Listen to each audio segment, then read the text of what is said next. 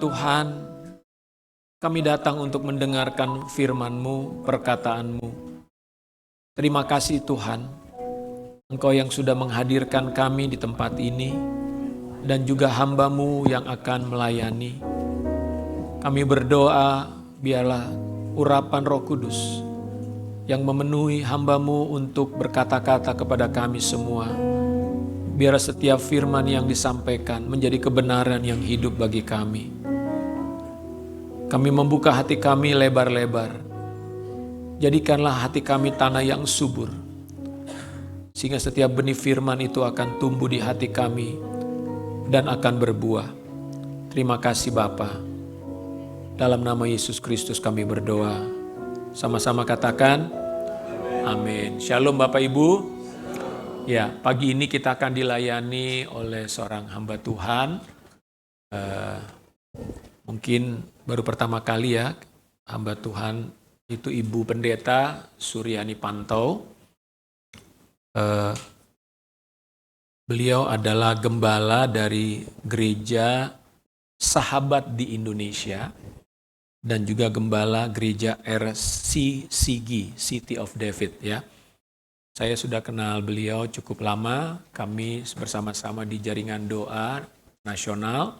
Dan Ibu Suryani juga adalah salah satu pengurus di jaringan doa wanita. Dan tentunya nanti kita akan diberkati lewat firman Tuhan yang akan sampaikan dan juga sekaligus akan menyampaikan, mungkin sedikit lebih memperkenalkan diri. Mari kita sambut, selamat datang Ibu Suryani.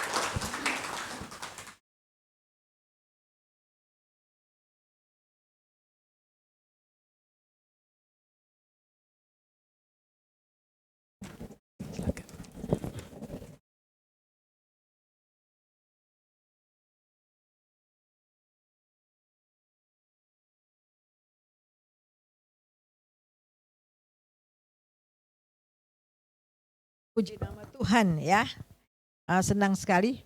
Terima kasih Pak Gembala, Ibu Gembala yang udah undang saya di sini ya. Ini yang kedua kali saya di sini, tapi bukan khotbah. Kalau dulu ada urusan ya, sebelum COVID ya, saya pernah di tempat di belakang sana. Ya puji nama Tuhan ya. Saya juga di jaringan doa tadi sebagai mentor untuk Pulau Kalimantan dan Sabah, Malaysia. Ya puji Tuhan, dan saya juga mengajar di sekolah Alkitab, di beberapa sekolah Alkitab. Cuman sekarang ini ya karena udah usia jadi nggak kemana-mana ya. Ya itu saja ya, saya punya anak 2, cucu 1. Ya puji nama Tuhan ya.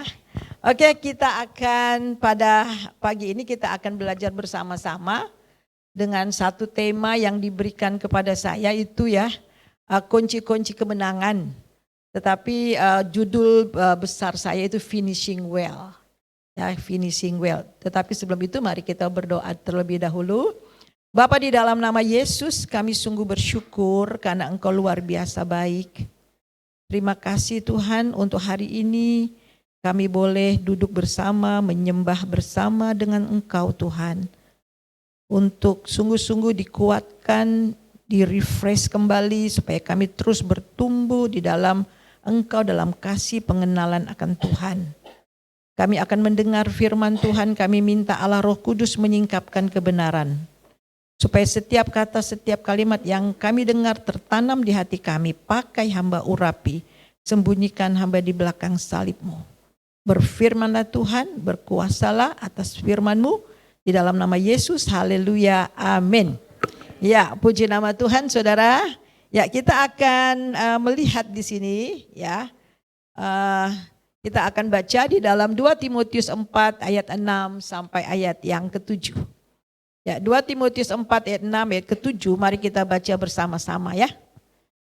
Kita baca bersama-sama, 1, 2, 3. Mengenai diriku, darahku sudah mulai dicurahkan sebagai persembahan dan saat kematianku sudah dekat. Aku telah mengakhiri pertandingan yang baik. Aku telah mencapai garis akhir dan telah memelihara iman. Di dalam 2 Timotius 4 ayat 6 dan ayat yang ke-7. Nah saudara, ada suatu kisah ya, ada suatu kisah tentang seorang pelari maraton yang terkenal, namanya itu John Stephen Akhwari. Mungkin saudara pernah dengar ini ya, dari Tanzania dalam Olimpiade tahun 1968 di Meksiko. Jadi Akhwari terluka parah di tengah pertandingan ya, di tengah-tengah perlombaan, kakinya terkilir, kemudian tubuhnya penuh dengan luka. Dan kemudian saudara, banyak sekali pelari-pelari yang sudah sampai ke garis finish, tetapi Akhwari terus berjalan tertatih-tatih dengan luka yang ada di kakinya. Ketika malam menjelang dan sampai di stadion hampir kosong, ia akhirnya masuk ke garis finish. Jadi dia tidak menyerah, walaupun sudah tidak ada bersama-sama dengan dia untuk bertanding, tetapi dia terus maju. Nah ketika wartawan bertanya mengapa ia tidak menyerah, kemudian Akhwari menjawab. Ya, ketika wartawan mengatakan atau menyapa dia, kenapa dia tidak menjawab? Dan jawabannya apa? Negaraku tidak mengirim aku ke Meksiko untuk memulai perlombaan, tetapi untuk menyelesaikannya. Haleluya. Kisah ini menggambarkan semangat hidup yang orang percaya. Tuhan untuk memanggil kita tidak hanya untuk memulai iman, tetapi untuk menyelesaikannya sampai akhir. Nah saudara, dalam satu survei ya di Amerika, di sekolah Alkitab, jadi mereka membuat survei, ada 1.000 hamba-hamba Tuhan, pemimpin-pemimpin besar, disurvei siapa yang akhir ya sampai garis finish. Ternyata setelah disurvei saudara, dari 1.000 orang ini hanya 25% yang sampai garis finish. Pelayanannya sampai selesai dengan baik dan kemudian berbuah. Nah kemudian kita juga melihat dalam perumpamaan Tuhan Yesus. Perumpamaan Tuhan Yesus tentang penabur. Dari 4 macam tanah ya, tetapi hanya 1 tanah yang subur. Jadi dari 100% hanya 1 tanah saja yang baik kan kemudian menghasilkan buah. Nah saudara, mengapa ada banyak orang memulai dengan baik sekali, tapi sayang banyak juga putus di tengah jalan. Sebenarnya apa penyebab banyak orang memulai dengan baik dan kemudian tidak menyelesaikan dengan baik saudara? Nah jelas memang ada banyak sekali ya faktor-faktor yang menyebabkan orang mundur dan kemudian berhenti di tengah jalan. Dulu saya tinggal di Kalimantan lama ya, 12 tahun. Jadi karena saya self-supporting ya, self-supporting. Jadi waktu kami, kebetulan karena saya di sinode, ini ada teman saya ya, saya di sinode dan kemudian salah satu juga pendiri dari gereja Sahabat. Jadi tiba-tiba saudara, Tuhan panggil suami saya dan saya untuk pergi ke Kalimantan. Lalu sinode bilang gini, kami tidak izinkan. Kan sudah ada banyak mahasiswa di sini, sudah ada banyak mahasiswa. Kenapa harus pergi ke sana, ya kan? Tetapi memang Tuhan suruh kami pergi ke sana. Dan akhirnya kami ke sana saudara. Dan sinode bilang, oke, kami tidak ada biaya. Kami tidak kasih support sama sekali. Kami pergi dengan iman. Haleluya. Hidup itu memang susah ternyata. Anak saya yang besar baru 2,5 tahun, yang satu masih 9 bulan. Hanya dikasih 300.000 itu hanya untuk listrik. Jadi saudara, betul-betul saya belajar sekali. Anak saya yang masih kecil masih pengen minum susu. Jadi saya kasih saya kasih air beras itu, air taji. Dia gak mau. Kemudian dibuang. Saya bilang, Tuhan, kalau saya tidak makan tidak apa-apa. Tapi kalau anak saya Tuhan, bagaimana? Saya gak bisa tahan. Dan akhirnya saya jual. Saya bikin kue gak laku. Akhirnya mama saya bilang bikin rempeyek. Mulai saudara bikin rempeyek. Jadi saya taruh 1 toko, 2 toko, sampai 40 toko. Akhirnya saya jadi juragan rempeyek, saudara. Haleluya. Ya, benar-benar saudara jadi juragan rempeyek. Dan semua toko bakso, toko warung Padang, semua saya taruh. Puji nama Tuhan, itu yang membiayai hidup saya bertahun-tahun. Haleluya, haleluya. Saudara mau tahu nggak? Waktu saya bawa rempeyek ya, taruh di keranjang gitu. Ada hamba Tuhan saya sembunyikan, agak gengsi gitu loh. Kok hamba Tuhan dari Jakarta ya. Terus mahasiswanya banyak lagi juga di situ ya, mantan mahasiswa saya. Jadi agak malu. Tetapi disitulah saya dikikis yang sangat luar biasa. Nah, ada satu peristiwa. Jadi setiap kali saya bawa rempeyek, kadang-kadang pagi-pagi saya taruh. Kemudian ada satu bapak. Bapak ini duduk ngelamun, di depannya ada arak, badannya tinggi besar. Setiap kali saya ke warung itu saya antar rempeyek. Kemudian saya, Pak, selamat pagi. Kemudian yang punya warung bilang, Bu Pendeta sini. Itu mantan pendeta. Hah? Mantan pendeta? Iya Ibu Pendeta, dulu tahun-tahun 80-an Ibu Pendeta dia bikin KKR, dia menyembuhkan banyak orang sakit, KKR-nya luar biasa, seminar di mana-mana. Oh iya? Tuh saya lihat kenapa jadi begini. Jadi akhirnya saya mulai mau tanya, ada apa penyebabnya? Jadi satu ketika saya mau antar rempeyek, saya taruh di mobil, saya nyetir, dia berdiri di situ. Saya bilang, Pak permisi. Iya saya tahu, saya nggak mau mati. Katanya. Kemudian saya tanya, saya ngobrol-ngobrol, Bapak pendeta? Dia diam, iya. Kok jadi begini? Setiap hari Bapak duduk di depan arak, kenapa? Ya begitulah Bu, kegetiran hidup. Nah saudara, peristiwa-peristiwa seperti ini bukan satu dua saudara. Ada orang dipakai luar biasa, memulai pelayanan luar biasa, gebrakan yang luar biasa. Tapi sayang, dia tidak mengakhiri dengan baik. Nah saudara, kita melihat di sini, apa sih alasannya? Faktor yang sangat luar biasa, kenapa mereka nggak sampai ke garis finish? Oleh karena mereka tidak tahan uji. Memang ada banyak faktor membuat kita give up. Bukan hanya melayani Tuhan tetapi juga mengiringi Tuhan. Ada banyak sekali alasan-alasan yang membuat kita tawar hati, membuat kita akhirnya menyerah dan tidak mau maju lagi. Nah saudara, ada dua tujuan utama Tuhan mengizinkan kita masuk ke dalam ujian-ujian. Bapak pendeta tadi bilang karena kegetiran hidup. Saudara, mengapa Tuhan izinkan itu? Karena pertama untuk membentuk karakter kita untuk seperti Kristus. Supaya kita memiliki pikiran Kristus, perasaan Kristus, dan tindakan Kristus. Saudara harus tahu bahwa tujuan akhir kekristenan itu adalah untuk kita seperti Kristus. Yang kedua, agar kita menjadi pribadi yang matang, sempurna, utuh hingga tahan uji dalam segala situasi. Kalau saudara mau menjadi pemenang, pemenang itu harus bergumul terlebih dahulu. Haleluya. Tidak ada kemenangan tanpa salib. Haleluya. Amin. Amin.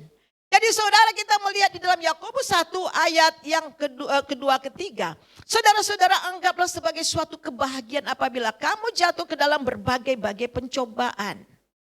Jadi kemudian dan biarlah ketekunan itu memperoleh buah yang matang supaya kamu menjadi sempurna, utuh, tak berkekurangan suatu apapun. Jadi membuat kita matang. Bukan hanya sekedar menjadi orang Kristen-Kristenan. Menjadi hamba Tuhan asal sekedar jadi hamba Tuhan. Tidak. Semua harus ditempa. Hal-hal yang tidak berkenan, hal-hal yang tidak menyukakan hati Tuhan. Tuhan harus kikis saudara. Tujuannya apa? Supaya saudara dan saya menjadi matang. Sempurna, utuh. Menjadi manusia yang utuh. Tak kekurangan suatu apapun. Haleluya, amin. Beberapa tokoh dalam Alkitab finishing well yang tahan uji itu banyak sekali. Abraham, Yusuf, Yosua, Daniel, Daud, Samuel, Yesaya, dan Paulus. Dan juga murid-murid Tuhan Yesus satu gagal. Nah, mari kita akan melihat ciri-ciri orang yang finishing well. Apa sih ciri-ciri orang yang finishing well? Yang pertama, hidup dalam kekudusan dan integritas. Dia tetap hidup di dalam kekudusan dan integritas, saudara. Dan tidak tergoyah. Contoh di sini adalah Samuel. Kita akan melihat dalam 1 Samuel pasal 12 ayat 2 dan 4. Maka sekarang raja itulah yang menjadi pemimpinmu. Tetapi aku ini telah menjadi tua dan beruban. Dan bukankah anak-anakku laki-laki di antara kamu? Akulah yang menjadi pemimpinmu dari sejak muda sampai hari ini. Di sini aku berdiri memberikan kesaksian menentang aku. Di hadapan Tuhan dan di hadapan orang yang diurapinya. Lembu siapakah yang telah kuambil? Keledai siapakah yang telah kuambil? Siapakah yang telah kuperas? Siapakah yang telah kuperlakukan dengan kekerasan? Dari tangan siapakah telah kuterima sogok sehingga aku harus menutup mata? Aku akan mengembalikan kepadamu. Wow, luar biasa. Seorang hamba Tuhan yang luar biasa. Dari sejak muda kita tahu bagaimana sejarah kehidupan Samuel. Dia adalah dari anak Hana, ibunya. Yang dia dipersembahkan ke bait Allah sejak masih kecil. Sejak dari muda sampai tua dia menjadi hamba Tuhan atas Israel, atas hakim atas Israel. Kemudian dia bertanya di hari tuanya. Lembu sapi siapa yang kau ambil, siapa yang kau peras? Coba kasih tahu sama saya akan kembalikan.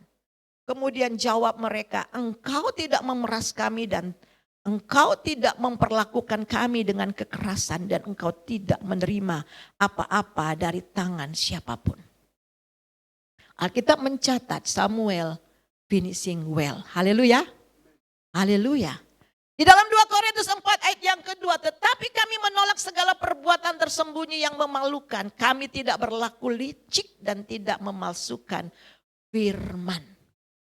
Saudara, seorang yang dapat menyelesaikan dengan sampai akhir hidupnya. Betul-betul menjaga hidupnya tidak berlaku licik dan tidak mempunyai double life. Wah, kalau di jemaat, wah bagus sekali. Kudus, kudus, tapi di sana berkudis-kudis ya. Saudara, transparan, integritas itu transparan. Di depan jemaat begitu, di belakang juga begitu. Haleluya. Amin. Ini Ibu Suryani datang-datang kok langsung keras-keras gini sih. Gak apa-apa ya, ini firman Tuhan ya. Jadi sebaliknya kami menyatakan kebenaran, dengan demikian kami menyerahkan diri untuk dipertimbangkan di hadapan manusia. Nah saudara, kita melihat di hadapan Allah. Paulus katakan, lihat diri kami, pertimbangkan. Dia berani mengatakan, pertimbangkan hidup kami. Aku tidak melakukan sesuatu yang tersembunyi, hidup yang memalukan. Orang yang finishing well, hidup kudus dan berintegritas sampai akhir hidupnya. Amin. 1 Korintus 9 ayat 27, tetapi aku melatih tubuhku dan menguasai seluruhnya supaya sesudah memberitakan Injil kepada orang lain, aku sendiri tidak ditolak. Kemudian orang yang finishing well ciri-cirinya meninggalkan legacy. Meninggalkan legacy. Di dalam 2 Timotius 2 ayat 2, apa yang telah engkau dengar daripadaku di depan banyak saksi, percayakanlah kepada orang-orang yang dapat dipercaya juga cakap mengajar. Seperti Paulus kepada Timotius, Musa kepada Yosua, Samuel kepada Daud, Elia kepada Elisa dan seterusnya. Dia melahirkan generasi-generasi next. Dan saudara, kita melihat di sini bahwa dia mempunyai legacy. Menginvestasikan hidup untuk memperlengkapi, mempersiapkan kader untuk next leader setelah dia. Sehingga walaupun dia sudah tiada, pelayanannya tetap berjalan. Bahkan lebih maju daripada dia. Kita mau menyaksikan apakah seorang leader itu berhasil atau tidak, justru ketika dia tidak ada. Kalau dia ada maju, ketika dia tidak ada langsung bubar, itu gagal. Berarti dia one man show, one woman show. Dia hanya berfokus pada diri. Dia tidak mempersiapkan dengan bagus. Tetapi leader yang baik, dia mempersiapkan next generation. Haleluya. Sehingga walaupun dia sudah tidak ada, dia berkembang. Haleluya. Amin. Amin. Kemudian kita melihat hidupnya menjadi inspirasi buat orang lain. Karena mewarisi keteladanan. Kita mulai dari Filipi 3:17. Saudara-saudara, ikutilah teladanku dan perhatikanlah mereka yang hidup sama seperti kami, menjadi teladanmu. Jadilah pengikutku sama seperti aku juga menjadi pengikut Kristus. Aku harus memuji kamu sebab dalam segala sesuatu kamu tetap mengingat dan aku teguh berpegang pada ajaran yang kuteruskan kepadamu. Perhatikan di sini, dia menjadi teladan. Paulus, rasul-rasul menjadi teladan. Bahkan kita melihat murid-muridnya memegang ajaran mereka dan yang telah diajarkan. Jadi bukan hanya mempersiapkan leader yang berikutnya, tetapi juga mewarisi keteladanan. Haleluya. Keteladanan. Nah, saudara, Paulus salah satu seorang yang hamba Tuhan yang finishing well. Nah, mari kita akan melihat saudara kehidupan Paulus, jadi kunci kemenangannya dalam menjalankan tugas yang dipercayakan Tuhan kepadanya. Dan kita tahu bahwa dia finishing well. Kita baca sama-sama 1 Timotius 1 ayat 12 dan 16. Siapa sih dia? Kita tahu ya latar belakangnya. Mari kita baca. 1, 2, 3. Aku bersyukur kepada Dia yang menguatkan aku, yaitu Kristus Yesus Tuhan kita. Karena Ia menganggap aku setia mempercayakan pelayanan ini kepadaku. Tetapi justru karena itu aku dikasihi.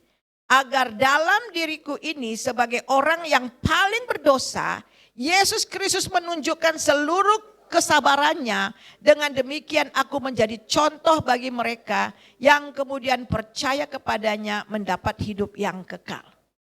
Jadi kita melihat di sini Paulus mengatakan saudara, dia melayani Tuhan. Dia dapat melayani Tuhan itu adalah dipercayakan. Apapun tugas saudara, jadi WL, guru sekolah minggu, hamba Tuhan, semuanya. Itu kita hanya diberi kepercayaan. Haleluya. Nah, di sini dikatakan, Paulus katakan justru aku yang paling berdosa. Sebab Paulus tahu saudara, dia yang paling berdosa. Dan dia mengalami kasih karunia Allah. Oleh sebab itu dia katakan dia bekerja lebih keras. Apa sih dasar daripada kemenangan Paulus? Yang pertama, kemenangan Paulus itu adalah kebangkitan Tuhan Yesus. Kemenangan Paulus, kemenangan kita itulah kebangkitan Kristus. Roma 8 ayat 34. Kristus Yesus yang telah mati, bahkan lebih lagi yang telah bangkit, yang juga duduk di sebelah kanan Allah yang malah menjadi pembela kita. Jadi kemenangan kita itu adalah dasarnya kebangkitan Yesus Kristus. Haleluya. Oleh sebab itu di ayat-ayat berikutnya dikatakan kita lebih daripada pemenang. Karena Yesus bangkit, kita mendapatkan kemenangan. Di dalam 1 Korintus 15 ayat 57, tetapi syukur kepada Allah yang telah memberi kepada kita kemenangan oleh Yesus Kristus. Jadi kemenangan itu bukan sesuatu yang kita usahakan, tetapi yang kita peroleh. Kita peroleh di dalam Kristus Yesus. Ketika saudara percaya Yesus, menerima Yesus sebagai Tuhan dan Juru Selamat, oleh kuasa kebangkitan Tuhan Yesus, kita sudah mendapat kemenangan. Perhatikan di dalam 1 Korintus 15 ayat 57. Tetapi syukur kepada Allah yang apa? Telah. Jadi artinya kita telah. Jadi saudara-saudara semua dan saya ini telah. Kita telah menerima kemenangan itu sudah kita terima di dalam Yesus. Sekarang kita hanya tinggal berjalan di dalam kemenangan demi kemenangan. Ingat, kita menerima kemenangan itu oleh Yesus Kristus. Itu artinya hanya ada di dalam Yesus Kristus. Di luar Kristus ada kemenangan? Enggak ada. Jadi supaya kita terus mengalami kemenangan demi kemenangan, harus tetap tinggal di dalam Kristus. Jelas saudara. Jadi kita melihat di sini. Kemudian yang kedua, dasar daripada kemenangan daripada Paulus itu pengenalan akan Kristus. Saudara, kalau saudara lihat di dalam Filipi pasal yang ketiga. Aku mengenal dia dibandingkan dengan dulu. Semua yang dulu itu kuanggap sampah. Kata Paulus. Kemudian kalau kita melihat, di sini tidak ditulis ayatnya. Di dalam Filipi pasal yang ketiga ayat yang ke-10. Yang ku kehendaki ialah mengenal dia. Dan kuasa kebangkitannya. Persekutuan dalam penderitaannya, di mana aku menjadi serupa dengan dia di dalam kematiannya. Jadi saudara, kemenangan daripada Paulus karena dia mengenal Tuhan. Saudara, satu ketika Tuhan Yesus tanya kepada murid-muridnya, menurut orang banyak aku ini siapa? Ada yang bilang Yeremia, Nabi dan sebagainya. Menurut orang banyak. Sekarang menurut kamu, menurut pribadimu, about yourself. Kamu kenal saya ini terhadap dirimu, saya ini siapa? Kalau kita mengenal dari orang, itu teori. Ada banyak orang kenal Yesus hanya teori. Ada dua bahasa Yunani, yang pertama itu aido, itu artinya pengetahuan. Saya tahu Tuhan Yesus karena dia lahir, dia mati, dia bangkit. Kita tahu semua itu. Tetapi yang satu itu ginosko. Ginosko mengenal karena alami. Kita baca firman Tuhan, kita percaya, kita praktekkan. Ketika kita praktekkan, kita alami. Ketika kita alami, oh dahsyat Tuhan itu. Amin.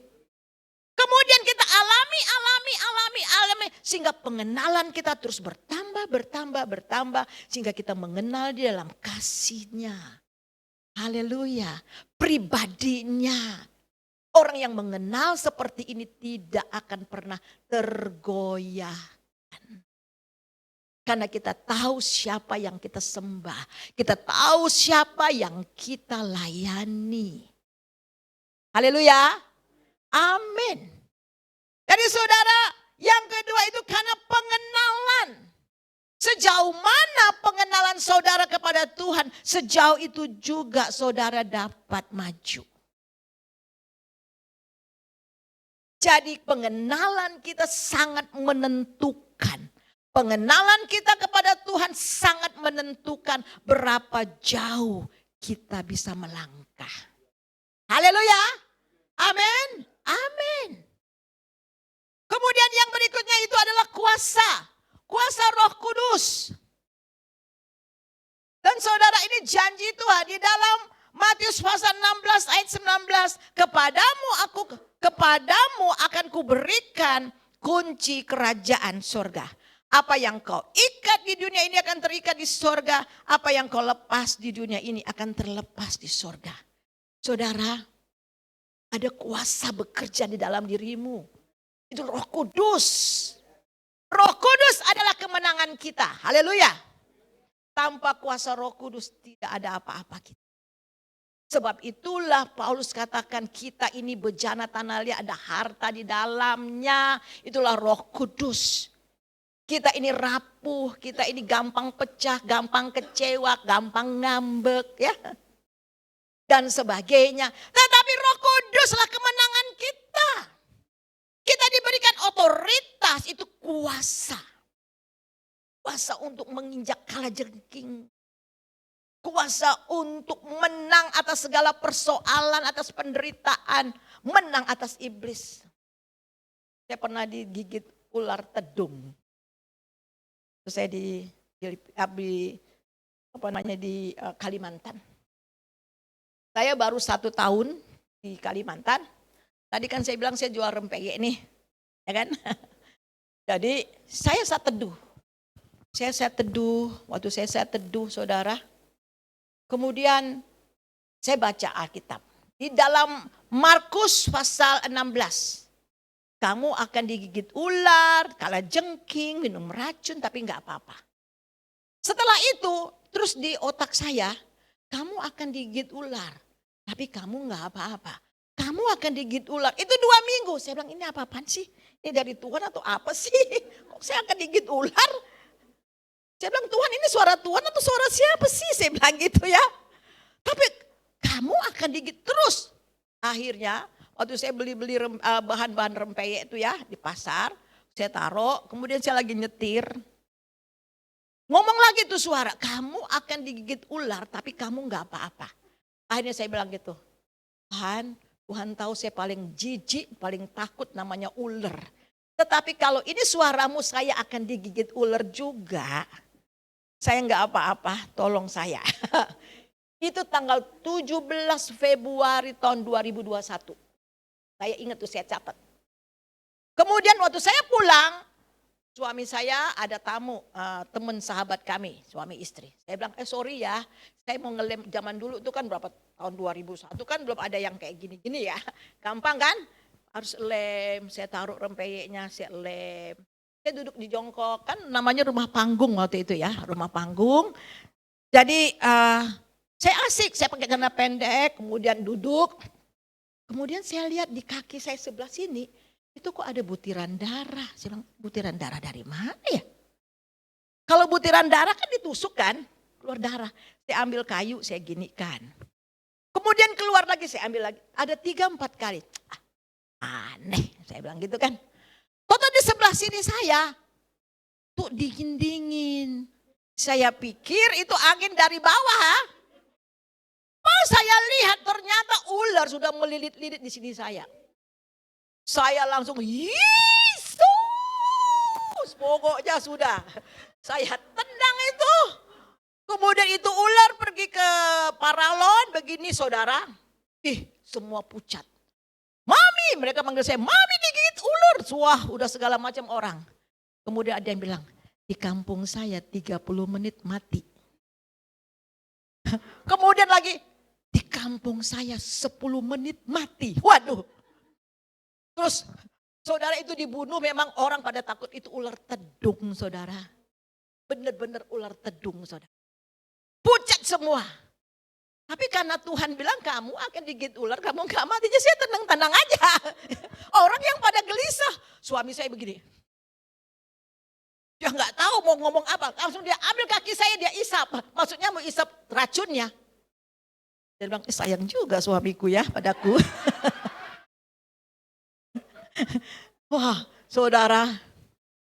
Puji Tuhan sekarang saya ada di sini. Haleluya. Udah berapa tahun itu? Tahun 2001. Haleluya. 20 berapa ya? Haleluya. Beri kemuliaan bagi nama Tuhan. Haleluya. Amin. Ada kuasa menang atas setan. Haleluya. Kemudian orang bilang, Bu, itu kirim. Masa sih kiriman-kiriman? Masa sih kiriman? Benar saudara, saya tanya. Tuhan benar, saya lihat satu wajah. Satu wajah. Ternyata itu tempat di mana saya suka beli-beli. Saya langsung ke tokonya. Saya mau bayar, dia begini. Saudara, menang atas kuasa kegelapan. Haleluya. Jadi kita diberi kuasa mendapat kunci otoritas. Apa yang kita ikat di bumi akan terikat di surga. Apa yang kita lepaskan di bumi akan terlepas di surga. Kita diberi hak, diberi kuasa. Menang atas semua persoalan. Menang atas setan. Haleluya. Saudara, kalau saya mau cerita banyak kali nanti kesiangan nanti. Ya. Nah, kita melihat lagi saudara di sini satu lagi deh. Beberapa tahun yang lalu sebelum COVID. Jadi saya mau khotbah bukan khotbah, saya menerjemahkan. Ada missionary dari Amerika khotbah, jadi saya kebetulan sering menerjemahkan juga ya, penterjemah. Jadi dari rumah saya di Tanjung Priuk di Semper, saya naik mobil, saya sendiri bawa mobil. Saya baru masuk tol, kemudian saya jalan di sebelah kanan, lari cepat. Saya lagi nyembah Tuhan. Anehnya, 2 minggu sebelum peristiwa itu saya puji-puji Tuhan. Haleluya. Bahasa roh puji Tuhan. Saya gak ngerti. Kenapa? Jadi waktu saya naik tol, tiba-tiba apa yang jadi? Waktu saya kencang tapi saya lagi muji Tuhan. Haleluya, terpujilah Engkau Tuhan. Tahu-tahu apa yang terjadi, saudara? Saya dengar ada letusan ban ya, keras sekali, kemudian agak oleng. Tetapi karena saya menyembah Tuhan, jadi saya nggak konsentrasi di situ. Saya bilang, Tuhan ini apa? Ban kamu pecah. Jadi saya, Tuhan tolong, jadi saya pelan-pelan ke ada polisi. Itu tadi suara ibu itu. Iya, kenapa? Ban saya pecah. Kok nggak pecahnya di mana? Sebelah kanan. Depan. Jadi waktu saya keluar, saya pegangnya. Oh, hidup gak mimpi. Kemudian itu polisi, dia lihat saya, dia lihat ban. Dia lihat saya, dia lihat ban. Dia lihat saya. Dia geleng-geleng kepala. Bu, mau tahu nggak? Saya tuh lihat ibu dari sana tuh, ibu kenceng sekali. Ya karena saya mau ngejar. Saya mau ngejar karena mau ada pelayanan di Depok. Iya. Itu Bu, kalau ibu sempat ngerem aja, ibu gak tahu deh. Tapi karena konsentrasi saya lagi muji Tuhan, lagi doa, jadi saya waktu itu saya gak ngerem, gak refleks gitu. Saudara, itu harusnya ibu untuk kencing gitu bisa mobil ibu ke sana loh, banyak kecelakaan seperti itu. Iya, saya masih utuh, haleluya, amin. Kemudian datang patroli ya, bilang ini mah keajaiban dunia Bu. Jadi saudara kita melihat kemenangan sudah diberikan. Haleluya. Kita hanya hidup berjalan di dalam kemenangan. Selama kita berjalan di dalam Kristus, tinggal di dalam kemenangannya. Tidak ada kuasa apapun yang dapat menyentuh saudara. Haleluya. Nah, kita akan melihat saudara, Paulus dalam 2 Timotius 4 ayat 6 dan 7. Mengenai diriku, darahku sudah mulai dicurahkan sebagai persembahan dan saat kematian sudah dekat. Jadi ayat ini adalah perkataan Paulus ketika dia sedang dalam penjara, sedang menantikan eksekusi hukuman mati. Tetapi perhatikan, mengenai diriku, darahku sudah mulai tercurah sebagai persembahan. Jadi ini menandakan bahwa dia mempersembahkan hidup. Darah itu adalah hidup kita. Jadi mengenai diriku, itu artinya sejak dia mengalami perjumpaan dengan Kristus, dia mempersembahkan hidupnya sepenuhnya bagi Kristus. Haleluya. Jadi saudara, hidup itu harus dipersembahkan dalam Roma 12 ayat 1. Kemudian kita melihat bagaimana tindakan Paulus yang berjalan di dalam kemenangan. Yang pertama, dia tidak tawar hati. Next slide berikutnya. Paulus tidak pernah tawar hati. Tadi kenapa pendeta tadi jadi murung seperti itu? Karena tawar hati, hati-hati. Loss of heart, kalau orang sudah tawar hati, semua yang dikerjakan setengah hati. Jadi saudara di dalam 2 Korintus 4 ayat 1, oleh kemurahan Allah kami telah menerima pelayanan ini, oleh sebab itu kami tidak tawar hati. Kemudian Paulus hidup berpusat kepada Kristus dan pemberitaan Injil. 2 Korintus 4 ayat yang kelima, sebab bukan diri kami yang kami beritakan, tetapi Yesus Kristus sebagai Tuhan dan diri kami sebagai hamba-Mu karena kehendak Kristus. 1 Korintus 9 ayat 16, karena jika aku memberitakan Injil, aku tidak mempunyai alasan untuk memegahkan diri. Sebab itu adalah keharusan bagiku, celakalah aku kalau tidak memberitakan Injil. Apakah saudara sama dengan Paulus? Sudah berapa jiwa yang saudara bawa? Ya saudara, di sini dikatakan celakalah aku kalau aku tidak memberitakan Injil. Dan yang kedua, saudara, bergantung sepenuhnya kepada kekuatan Tuhan. Karena memang kemenangan sepenuhnya itu adalah di dalam Tuhan. Kita lihat bagaimana perkataannya dalam 2 Korintus 4 ayat yang ke-7. Tetapi harta ini kami punya dalam bejana tanah liat, supaya nyata bahwa kekuatan yang melimpah-limpah berasal dari Allah, bukan dari diri kami. Sekali lagi, kekuatan yang melimpah-limpah bukan dari diri kita, tetapi dari Tuhan. Ayat yang 9, dalam segala hal kami ditindas namun tidak terjepit, kami habis akal namun tidak putus asa. Kami dianiaya namun tidak ditinggalkan sendirian, kami dihempas namun tidak binasa. Sebab kami yang masih hidup ini terus-menerus diserahkan kepada maut karena Yesus, supaya juga hidup Yesus nyata dalam tubuh kami. Justru saudara, Paulus katakan dengan tindasan, dengan banyak penderitaan, justru Yesus semakin nyata dalam hidup. Haleluya. Bilang, Yesus semakin nyata dalam hidupmu, kiri kanan. Siapa yang dilihat orang? Dirimu atau Yesus? Haleluya. Orang yang finishing well bukan berarti enggak pernah gagal. Tapi dia bangkit. Amin. Bukan enggak pernah menderita, tapi dia kuat karena Tuhan. Justru masalah demi masalah ini membuat Yesus semakin nyata dalam hidup. Wow, luar biasa, dahsyat ya saudara. Saudara, kita melihat yang keempat, fokus pada visi dan perkataan iman. Sebab itu ayat 18, sebab kami tidak memperhatikan yang kelihatan melainkan yang tak kelihatan. Karena yang kelihatan adalah sementara, sedangkan yang tak kelihatan adalah kekal. Ada banyak orang kecewa, ada banyak orang kemudian mundur karena dia lihat dengan mata. Dah, pelayanan saya enggak sukses. Dah, ikut Tuhan enggak bagus. Saya udah doa. Enggak dijawab-jawab. Malah tambah runyam, ya sudahlah. Saudara tahu enggak? Justru di saat kita melihat Tuhan sedang bekerja. Haleluya.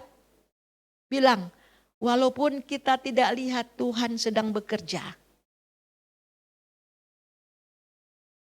Haleluya. Kita enggak lihat tapi Tuhan bekerja. Jadi kami tidak melihat apa yang tidak kelihatan. Maaf. Sebab kami tidak memperhatikan yang kelihatan tetapi yang tak kelihatan.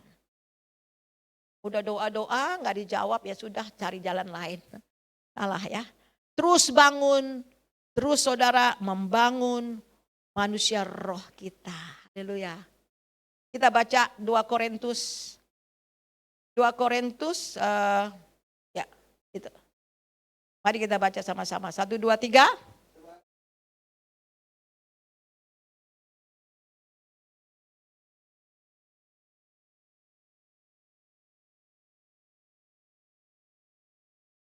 Orang yang finishing well. Di sini dikatakan meskipun manusia lahiriah kami semakin merosot. Umur saya ya jalan 64 ya. Gigi juga udah banyak ompong ya. Haleluya. Kalau dulu masuk keluar kampung, wah kayak jagoan. Tapi sekarang jalan sedikit udah capek ya. Pergi keluar, pulang 2 hari istirahat. Badan memang merosot, tapi batinnya harus apa? Diperbaharui dari hari ke hari. Ya sudah habis ya. 1 menit boleh? Saya cepet. Oke. 1 menit. Oke. Jadi kita melihat jadi hidup Kristen adalah perlombaan rohani. Paulus menyadari hidupnya bukan mudah. Bukan jalan mudah, tetapi sebuah perjuangan iman. Perhatikan ya berikutnya. Aku telah mengakhiri pertandingan yang baik. Hidup ini penuh perjuangan, tetapi penting adalah tetap berjuang dengan benar. Tetap di dalam Kristus. Haleluya. Kemudian aku telah mencapai garis finish. Paulus tidak berhenti di tengah jalan, ia tidak menyerah ya. Walaupun dalam penganiayaan yang berat sampai garis finish. Aku telah memelihara iman. Inilah inti finishing well. Menjaga iman tetap murni, tidak berubah arah walau badai apapun. Haleluya. Kita baca ayat yang ke-8. 1, 2, 3. Sekarang telah tersedia bagiku mahkota kebenaran yang akan dikaruniakan kepadaku oleh Tuhan. Hakim yang adil. Harinya, tetapi bukan hanya kepadaku, melainkan juga kepada semua orang yang merindukan kedatangan. Jadi Paulus tahu bahwa di ujung kehidupannya ada mahkota.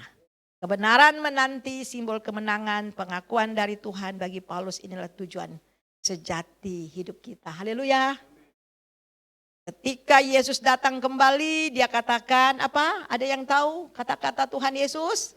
Sabaslah hambaku yang setia. Haleluya. Dan masuklah dalam perjamuan. Haleluya. Conclusion. Mereka yang finishing well adalah orang yang setia. Tekun melakukan panggilan Tuhan serta tahan uji dalam menghadapi tantangan dan penderitaan. Mereka adalah orang-orang yang mewarisi iman karakter ilahi kepada generasi penerus. Visi dan misinya akan berlanjut. Diteruskan ke generasi nextnya. Dan dia tetap dikenang orang sepanjang masa. Haleluya. Haleluya. Saya serahkan kepada Bapak Gembala.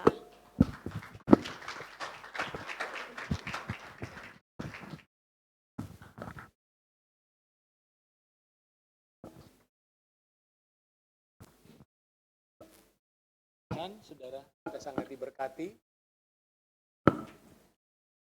Saudara mau finishing well? Kita mau menjelang akhir tahun ya saudara ya. Setiap akhir tahun juga satu masa kita merenung. Tahun ini bagaimana perjalanan hidup kita. Masih ada waktu untuk kita terus meningkatkan apa yang kita ingin rindu kepada Tuhan untuk kita kerjakan. Jangan berhenti saudara. Untuk itu mari kita berdoa dan nanti akan masuk dalam doa syafaat juga ya. Mari kita berdoa untuk firman Tuhan ini. Bapa, kami bersyukur untuk firman-Mu, sungguh luar biasa bagi kami Tuhan. Engkau yang sudah menyegarkan kami, mengingatkan kami pada pagi hari ini. Biarlah kami terus berjalan di dalam terang firman-Mu. Engkau yang menguatkan hati kami semua untuk kami boleh sampai kepada garis akhir perjalanan kami kelak. Tuhan, kami merindukan mahkota kehidupan akan kami terima. Kami bukan hanya sekedar menjalani hidup ini tanpa arah dan tujuan. Karena Tuhan sudah menetapkan langkah-langkah kami sebagai orang-orang benar. Di mana Tuhan akan menyambut kami pada waktunya. Dan Engkau menyediakan mahkota kehidupan itu. Terima kasih Bapa di sorga. Tuhan memberkati hamba-Mu Ibu Pendeta Suryani Pantau.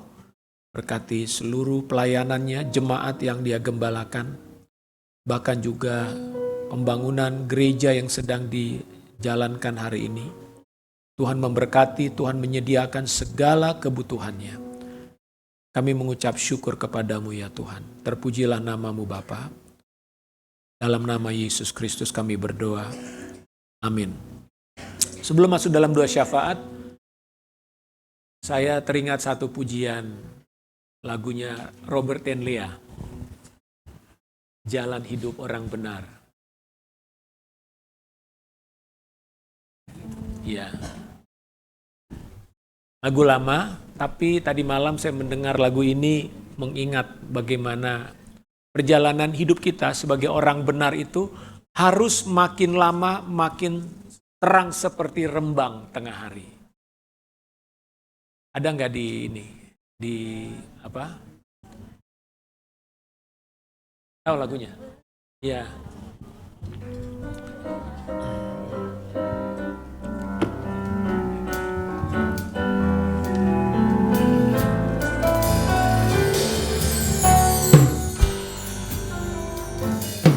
Jalan hidup orang benar diterangi oleh cahaya firman Tuhan.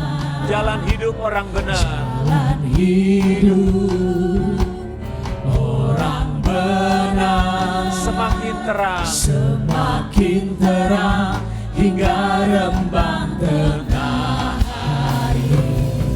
Apabila dia jatuh, tidaklah dibiarkan sampai tergeletak, sebab tangan Tuhan jua yang menopangnya dan membangunkan dia kembali. Ya, sekali lagi.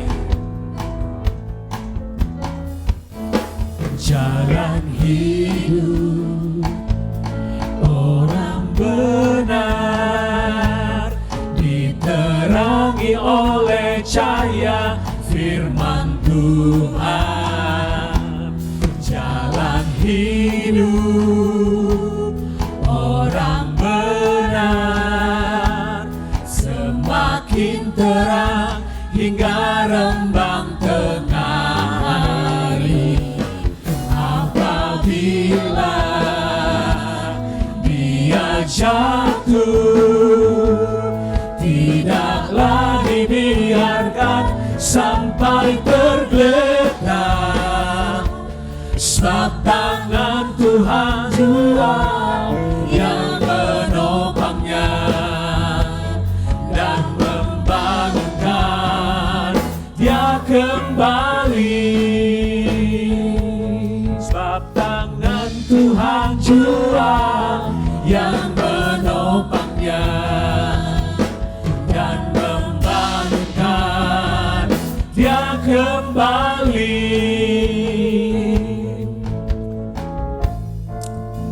Kita akan masuk dalam doa syafaat.